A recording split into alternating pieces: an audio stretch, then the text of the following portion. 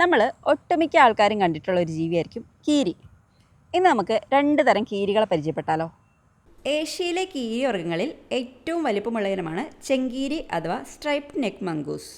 ഇവരുടെ ചെവിയുടെ പുറകിൽ നിന്നും കഴുത്തിലൂടെ പിന്നോട്ടുള്ള ആ വരയാണ് ഇവർക്ക് സ്ട്രൈപ്ഡ് നെക്ക് മംഗൂസ് എന്ന പേര് വരാൻ കാരണം. ദക്ഷിണേന്ത്യയിലും പശ്ചിമഘട്ടത്തിലും ശ്രീലങ്കയിലും കാണപ്പെടുന്ന ഒരു കീരിവർഗ്ഗമാണിത്.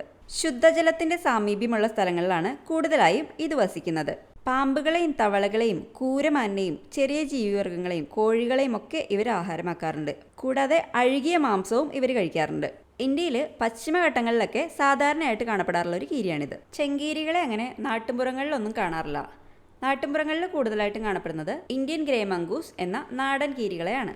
ഇന്ത്യൻ ഉപഭൂഖണ്ഡത്തിലും പശ്ചിമേഷ്യയിലും വളരെ സാധാരണയായി കാണപ്പെടുന്ന ഒരു കീരി ഇനമാണ് ഇന്ത്യൻ ഗ്രേ മംഗൂസ് എന്ന നാടൻ കീരി. എലികളും പാമ്പുകളും തവളകളും ചെറിയ പ്രാണികളും ഒക്കെയാണ് ഇവരുടെ പ്രധാന ഭക്ഷണം. ഇവരുടെ ഭക്ഷണക്രമം കാരണം ഇവർ കർഷകരുടെ സുഹൃത്താണ് എന്നും പറയാറുണ്ട്. എലികളെയും മറ്റും നിയന്ത്രിക്കാനായിട്ട് പല വീടുകളിലും ഇവരെ ഇണക്കി വളർത്താറുണ്ട്.